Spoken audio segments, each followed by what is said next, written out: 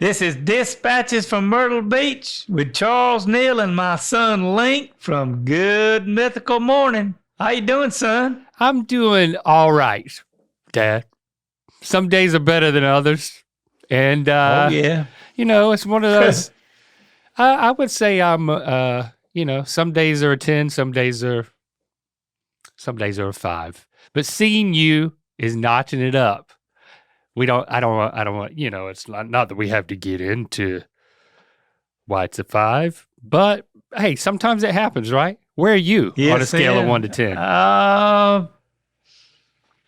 Well, being it's Friday when we're recording this, it's probably getting close to a 9 or a 10 because I don't have to go back to work anymore this week. I love hearing that. See, now I can feed off of your energy. Yeah. And you can give me, I bet you can get me up to a 7 by the end of this. Maybe even 8. And I think I can get you to an 8 pretty quick. Oh, okay. All right. Yeah, I welcome that, Dad. And the beauty is, it's not like you got to give me 5, 6, 7, 8. That's 3. I'm good at math today, too. It's not like you got to give me 3 of your points. I think when you give me points, it might boost your points too. You might go all the way to 10. Well, I was wondering if you noticed anything different about me. You know what? I did. And all good things must come to an end, I guess. Well, you reckon? It seems like it was your mullet. Oh, you got me! I felt sure that because your hair, I felt sure you got that mullet cut off, Dad. You really got me. I was like, man, I'm already having a 5 of a day, and Dad cut his mullet off, and I don't want to be negative about it. So I'm just going to say all good things must come to an end. I'm so relieved. I thought I was good. I thought I was having to carry the mantle myself. There you go. It's still back there. Yeah. It's longer than ever. It's just shorter on top, which made it longer on the back. Yeah. I'm gonna let it grow a little bit more on top.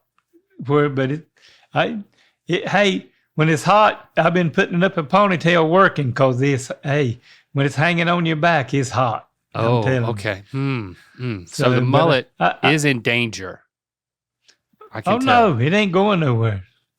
Well, whenever you decide, I just want to go on record. I love that you've done it, and I love the look. But whenever you want to change your look, do not factor me in at all.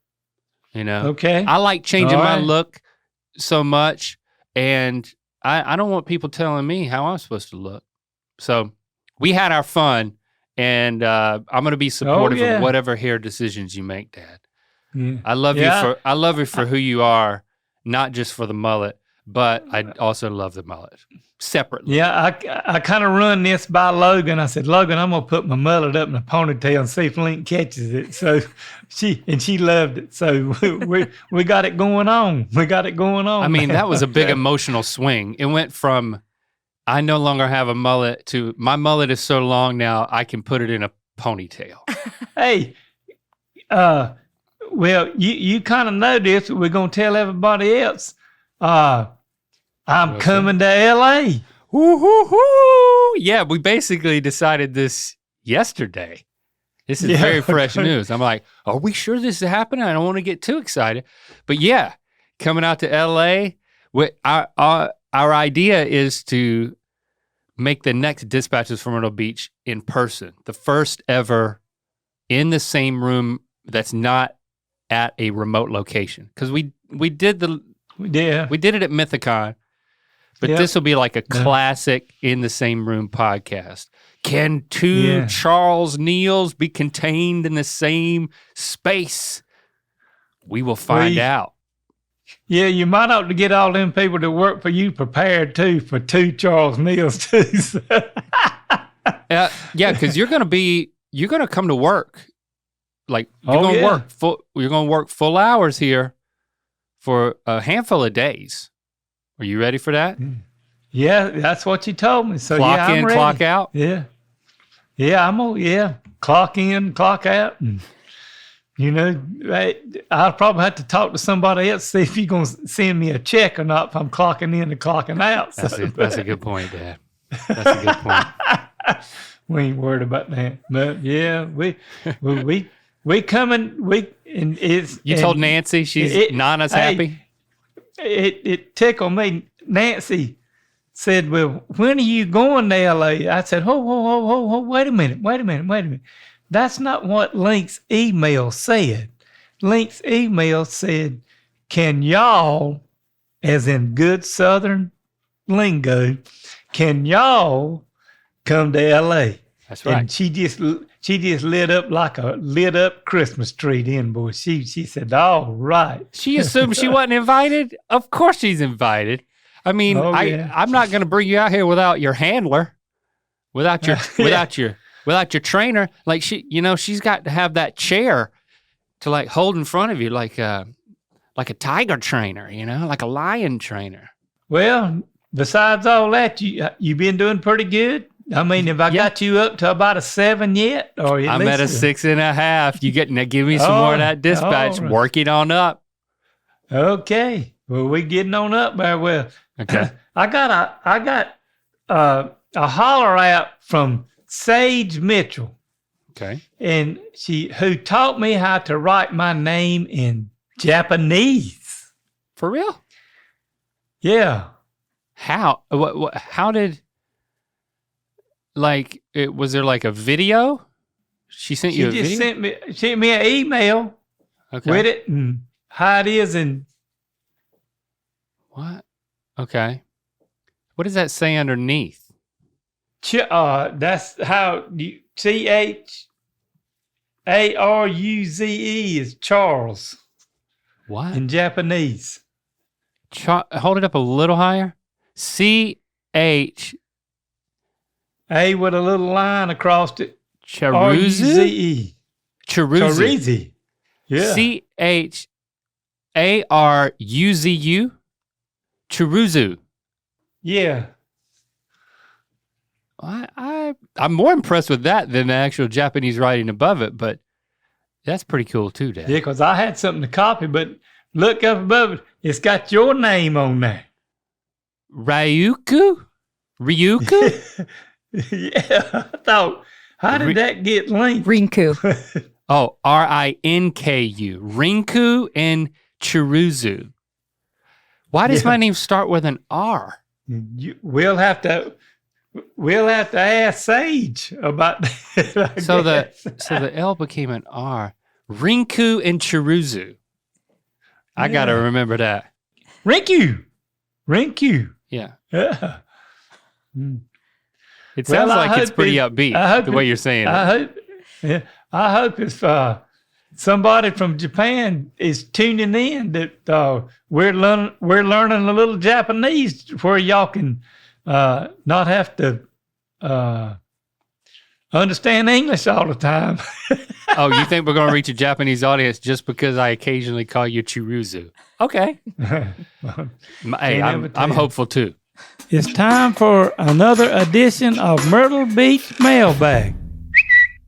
Well, I got an email from Matthew. Okay. And he asked me, have you ever been fired from a job? Yes, Matthew, this is a good question. Do I have to answer this too? Because I got to think about this. Have you ever been fired from a job, Dad? Or should I say yes. how many? One job at a time. Tell me about it. No, I ain't never been fired, but from one job. I stopped working and changed what I was doing, but I was working at a plant called Frontier Spinning. Okay. And I was working third shift. What did they do there? They make yarn, take yarn and make yarn and where they yarn it up and whatever and put it and make it where these shirts we got on where they can send it off and then they can make the shirts and the clothes and stuff. That's how they make the yarn. Comes from cotton. So cotton comes in the back door and then yarn and thread goes out the front door. That's correct. And what was your role? Well, my role was to keep enough little rolling things when the yarn come off that they could stack it on there and to sweep the floor. I had the kind of the lowest job on the totem pole. Okay. And and I knew the man that was over the whole plant. He was a pretty good friend of mine. So he got you the job. He got me the job. And his name How old was were Roger. you? This has been in like 1988. All right, you were a full-grown adult. I just wanted to make sure. Yeah. Okay. Yeah, I was an adult. And Okay. so Okay. they had a posting for a job, and they were supposed to go by seniority. And my supervisor on third shift, I put in for this job, and he gave it to one of his buddies that had just started about a week before that.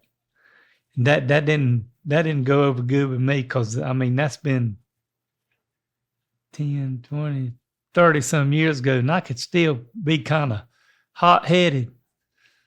So I took him and the boy that he was giving the job and carried him and carried him in the office back there and locked the door. Whoa. And what? and You told locked- him, I said, Oh, you locked him in with you and to have a meeting. and yes, to have a meeting, and where they couldn't, and that was the only door, the only way in and out. And I told the boy, I said, one way or the other, he ain't getting this job because he ain't gonna be able to work here no more when I get through with him. and it's gonna be about the same way with you. Whoa. Unless you change your mind and give me this job. He said, well, I ain't going to change my mind. So the man that hired me to run the plant, I had his telephone number.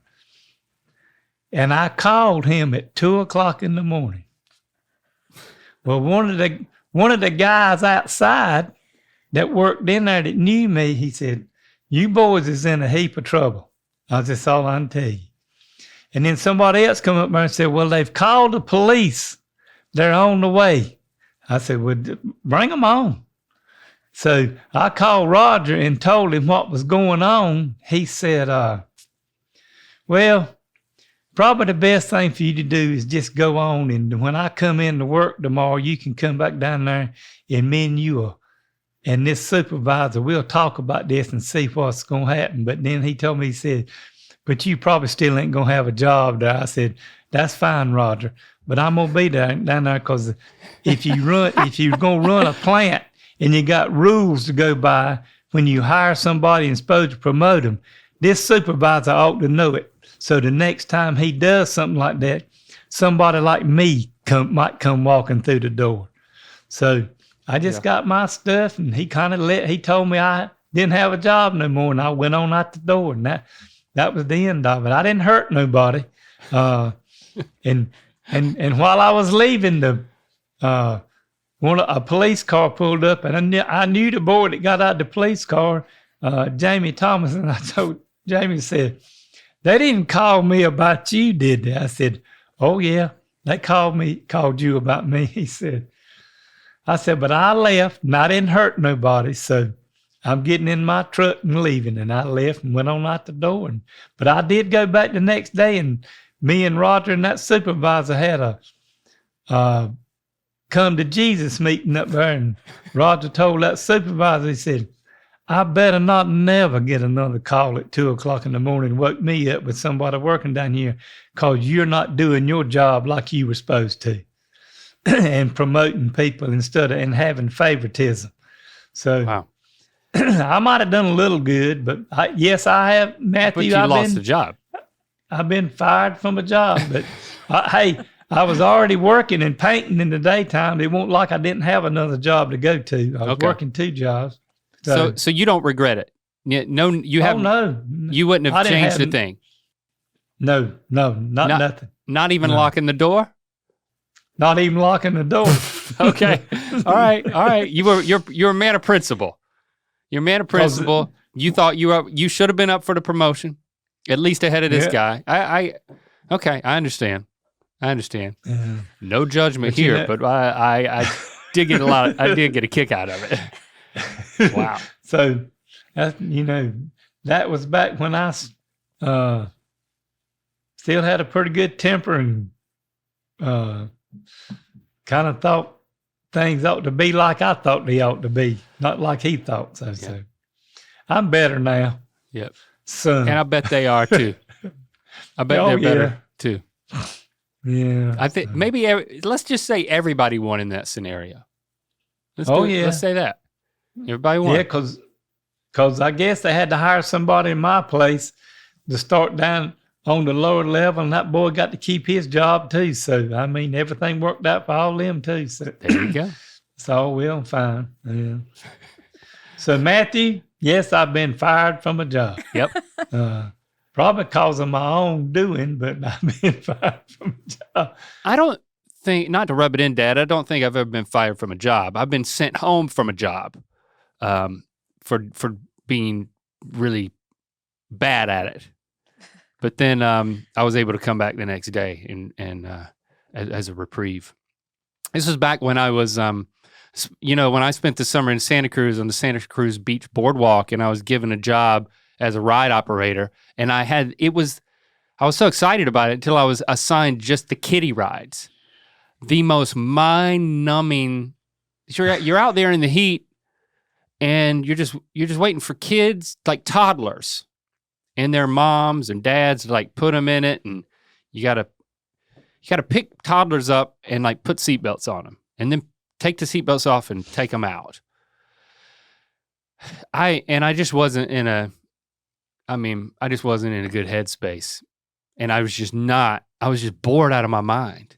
So like I had this look of complete disgust on my face. It's like if I really relax my face and if I'm bored, I might look somewhere between disgusted and angry.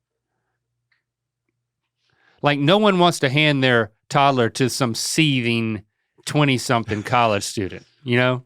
Yeah. And my supervisor came over and was like, "Are you okay?" And I was like, yeah. I mean, I was probably defensive. And then she was like, I was like, "Yeah, I'm just having a hard time today." She's like, "You know what? Why don't you just go home? I'll cover you for the rest of the day."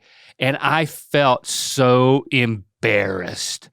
Like it was a low point. Like talk about a walk of shame past all the toddlers. Man, it's like, I'm supposed to be bringing joy into these kids' lives, and I really felt like shit. I really did. And I think I went back to my room and wept a little bit. I really did. Like that's how, I just don't like disappointed people. And it just seemed very cut and dry. This was on me. And I could do better. I could do better. Yeah, that was way before you had kids and everything. So you that was a learning situation for you and it's with not children. Right. Thank you, Dad. Mm-hmm. And it's not for everybody. That wasn't for me. But I made the best of it, and I didn't get sent home again. Well, that's good. But I've never been fired. I've never been locked in a room because someone else was about to get fired either. Yeah, we don't do that here. When you come out here and you're working, I don't want you locking anybody in a room, okay? I ain't gonna do that. Myrtle Beast, I'm here to remind you that Good Mythical Evening is back on Thursday, August the 24th at 7 p.m. Pacific, streaming on Kiswe, more uncensored, unfiltered, and unhinged than ever. Go to goodmythicalevening.com for all details and to purchase your tickets. Well, we're going to move on to another email. We got one from Alyssa L. Okay. And I thought this was a pretty neat question. It says, what inventions during your lifetime were you most amazed at? Oh, okay. And, Alyssa, I thought about this just a little bit, not to just jump into something, but it's really, I guess the thing that's the most amazed to me is where we've got cell phones now, and we walk around like, Lord, we can't do without this thing. Mm-hmm. Can't lay it down. Nope. We got to have it to get directions to go somewhere when we're driving somewhere. To look up and how to spell a word or not use the dictionary. I mean, just all kinds of stuff. So right. I really think that and I know there's been a lot of stuff, but when you grow up, when you're born in the 50s, mm-hmm. the way it was when I was growing up, because you had to either get in a car and go see somebody or go to the house telephone that was hung up on the wall that was plugged into the wall. Right. It'd be interesting to me to know in 20 years, the people that are like 20 or 30 now and getting close to up to my age, what would be their take on what was the most amazing invention of their lifetime? Yeah, because the internet's a given. I mean, the internet is the easy answer for me. I mean, it's like it obviously changed so much. It's like the biggest change, and the phones are kind of underneath that for me, or like wrapped up in that. Like the biggest acceleration of historical change since like the Industrial Revolution. But it does make me think, from like your farming days, being on a farm, there's actually a lot of technology that has always changed pretty quickly when it comes to farming.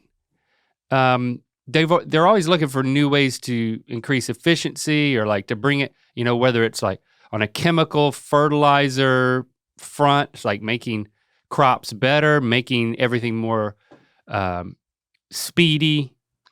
Well, that's kind of amazing that you bring that up, because I got friends that farm now still. Yeah. And when I farmed back in the 70s and the 80s, and when we run a row, to start a row and try to run a straight road and everything, we just picked a spot and tried to do it ourselves with the steering wheel and to keep it straight and go down the road.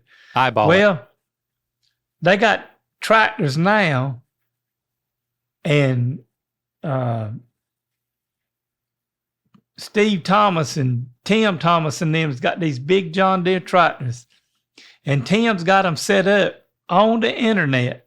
When he pulls in a field, he has done this on the computer at the shop, and it goes to the tractor, and it tells him how it's going to run the road for the best efficiency, where the water will run, it'll drain, you won't have any erosion. Wow. And when he hits that button, he just sits back in the tractor and folds his hands back, and until he gets to the end of the road, that's it. He don't have to do anything. It's autonomous.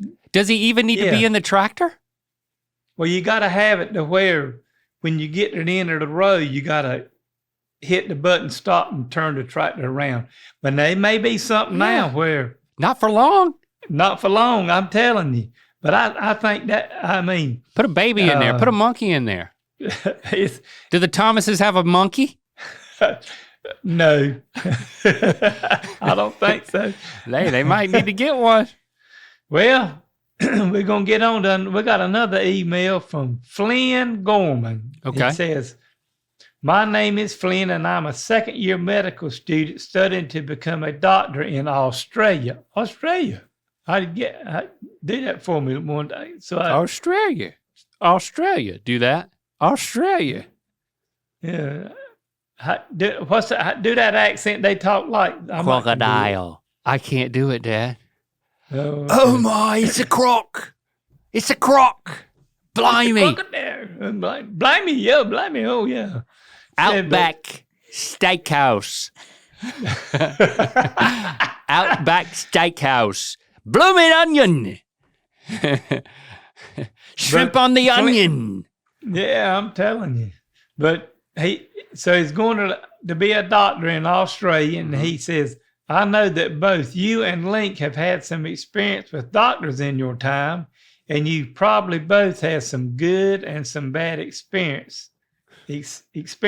Okay. So as an aspiring doctor, I was wondering if you had any advice for how I can make sure to do a good job and make the experience better for patients when working as a doctor in the future. Oh, wow. Well, Flynn, you called the right place. You sent you sent us, especially for me. Okay. But let him have it. But I know you, and I don't know, I guess they kind of teach this in medical school, but you're going to end up with some kind of bedside manner. But you need to have a bedside manner or a patient, if you just got a doctor's office, when you come in or they come in to see you, that you're just not going to run in there and say, all right, this is what's wrong with you, and just say, this is what we're going to do, and I think this will help. If it don't, just come back in about, I'll set a thing up and you can come back in about 2 months or something. We'll check on you again and see if it's working. Flynn, don't do that. Sit down. These people are at the doctor's office because they got something wrong with them, and they want you to articulate with them and talk to them and try to explain a little bit about what's going on. Mm-hmm. So don't just make it I'm just going to tell you this, Flynn. Just don't make it a money thing that you're trying to get as many patients in the door. As you're getting people in and out the door. And I know that's important, but it shouldn't be the most important thing that you do, because so spend time with your patients, and I'm gonna give you something that hadn't been,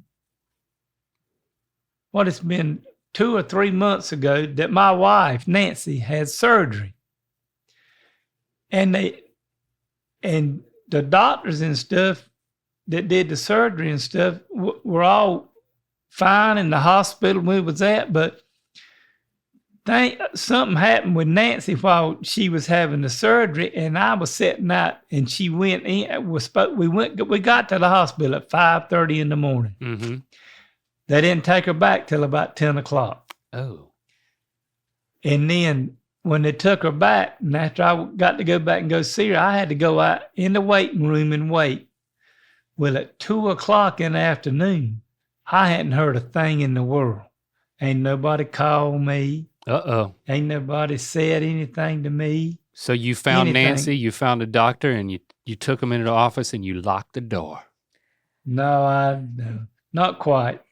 And about the time I was getting up, because they had a board up there where you could look at it, and it had her name on it, and it said, in recovery. Well, it'd been saying this for 3 hours. She was in recovery. Uh-huh. And finally, the lady that was working at the little desk out front came up to me and said, oh, there's a nurse going to call you in just a minute on your phone. I said, well, that might be a good thing, because she said, because I saw you was getting up. And I said, yes, ma'am. It's been a pretty good while just for somebody that's getting her gallbladder out. Yeah, that's concerning to have to wait that long.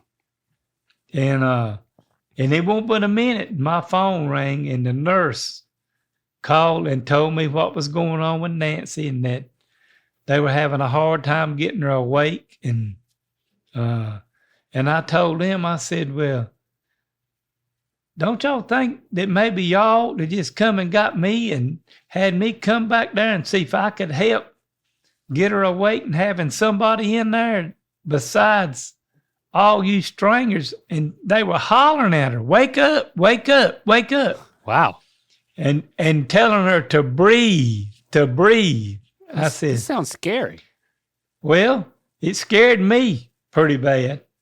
And she said, well, she is getting better, but we're going to have to admit her. So, Flynn, what I'm telling you, and I know the doctor wasn't even in there, but the nurses and that's working for that doctor in these hospitals, they ought not leave somebody just sitting somewhere in a room for 3 or 4 hours and not knowing what's going on with their spouse or ever who they've got in there being operated on. So that'd be a good thing to take with you to make sure that people are aware of what's going on with the patient. I think it's hard, for put myself in the shoes of a doctor. I think it's hard to not just move from, okay, I'm gonna help as many people as possible. Even if it's not about the money, it's about, doing your job.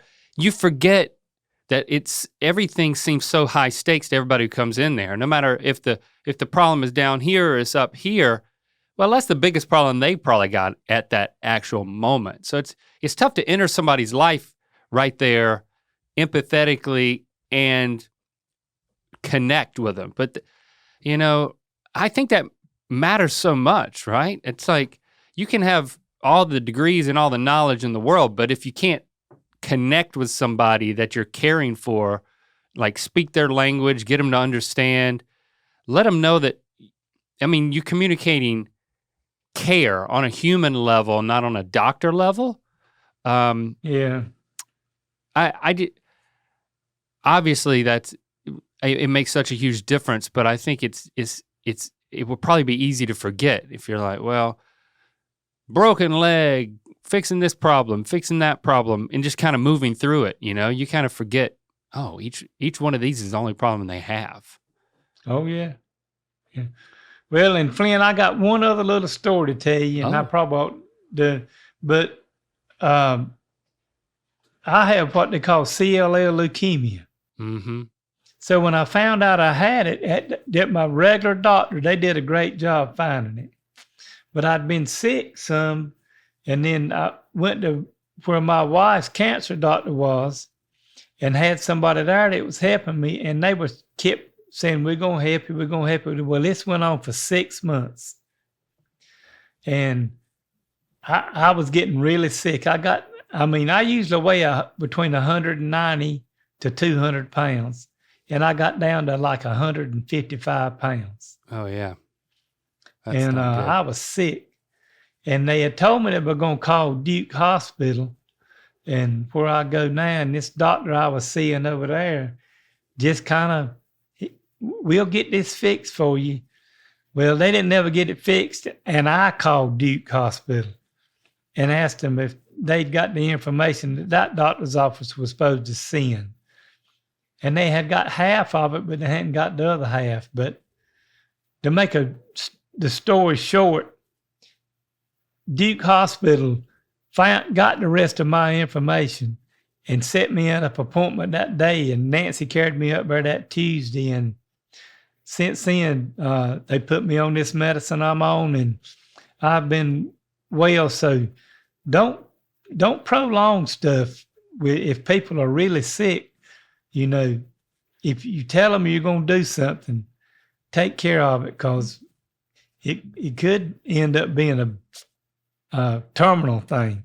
Christy has taught me this so much because she's so good at it with her own health and with the kids too. And with me a little bit, is advocating for yourself, making sure that, like, okay, just because the doctor tells you something, or even if you don't hear something, it's like, well, you've got to press, and you got to be the one that cares the most. And like you said, you went from just waiting around for 6 months to saying, well, I'm going to start making the phone calls. And unfortunately, that's the thing that I've learned, is that you can fall through the cracks if you're not advocating for yourself and covering your own bases. And that takes a lot of work. Well, we're going to move on down the road and do the non-dirty word of the week. Oh, good. So a little bit more lighter fare. Yeah. All right. I'm all for it. Yeah. Because I think I'm at a 7 right now, Dad. So can your non-dirty word of the week bring me up to an 8? Let's find out. It's time for our non-dirty word of the week. Well, the first word is lobcock. Lobcock. That's it. So if you were about, like, if you're lobbing something, you're gently throwing it. But if you're lobbing a cock, does that mean it's not attached to anything? And of course I'm talking about a chicken here. A chicken? No. Use it in a sentence. Give me a hint. Use it in a sentence. The bum fiddler put a fuck sheet into the tease hole instead of fuel. What a lobcock. I see what you did there. You used all the other words that you taught me. Honestly, I can't remember what a bum fiddler, a tease what? A bum fiddler? Tease hole. Tease hole. Oh, God, fuck sheet. I remember that one was on a ship, right? Or was it the bum? One of them was on a ship. I can't remember which one. That's correct. Yep. What a lobcock. Okay, I think you've made it pretty easy. This is the dumbass. It says an old Tudor English word for an idiot or an unsophisticated, clownish bumpkin. Bumpkin. Okay. All right. Well, hold on now. I might be in the running for this. I'm not going to throw you under the bus, but I'll say I might be in the running for that label every now and then. A bumpkin? Yeah. This is like a backwoods dummy. Yeah. Hey, there's worse things to be. You know what I'm saying? Well, I bet a lobcock can be living his best life, right? Ignorance is bliss sometimes. One person's lobcock is another person's cocklob. When you say chorizo, what's your Japanese name again? Chorizo? Chorizo. That's your Mexican food name. What is it? Let me Make it your whiteboard. Yeah, that's it. Chorizo, that's it? Yeah, chorizo. That's not it. Chorizo. What is it, Logan? Help us out. Chorizo. You can't read your own writing, Dad. No, I can't. And I'm talking about the English writing. That's what me and Logan's already talked about that, about how I write. So don't you get on my bandwagon too. Well, I already am. Chorizo. I mean, you giving doctor advice, but you writing like a doctor. That would be correct. Chorizo and Linku. We got to remember that. Chorizo. Well, Dad, I'm going to tell you, right now, especially with this lobcock, I think you got me to an 8. I think I can hold steady at an 8.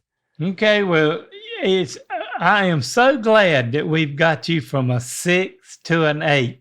I think I was at a 5. That's a big jump, Dad. Oh, okay. Few people can do that, and you did. So thank you for giving me that boost. And you know what? I feel like you did that for our Myrtle Beasts today, too. You notched them up a little bit. Lifted them up, and everything's with what's been going on. So, hey, man, it's always fun for me and you to get together. Yep.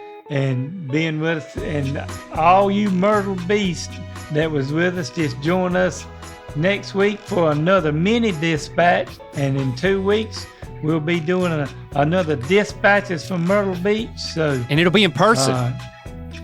Oh yeah, it's gonna be in person. That's right. Yeah, I'm gonna be in Los Angeles. I'm telling you. We're gonna have some adventures. Sounds like you're gonna work me pretty heavy. Is what it sounds like. You got that right. All right, Dad. All right. Thanks. I'm used to it. I know I can count on you to boost me up, and I love you. But if y'all got a joke, question, or comment you'd like to share with me, email me at ratherbeshagging53@aol.com. So y'all have a great weekend, everyone. We can't wait to spin your world again next time. So I'll see you out in LA in a couple of weeks. Love you, son. Love you too. Thanks, Dad.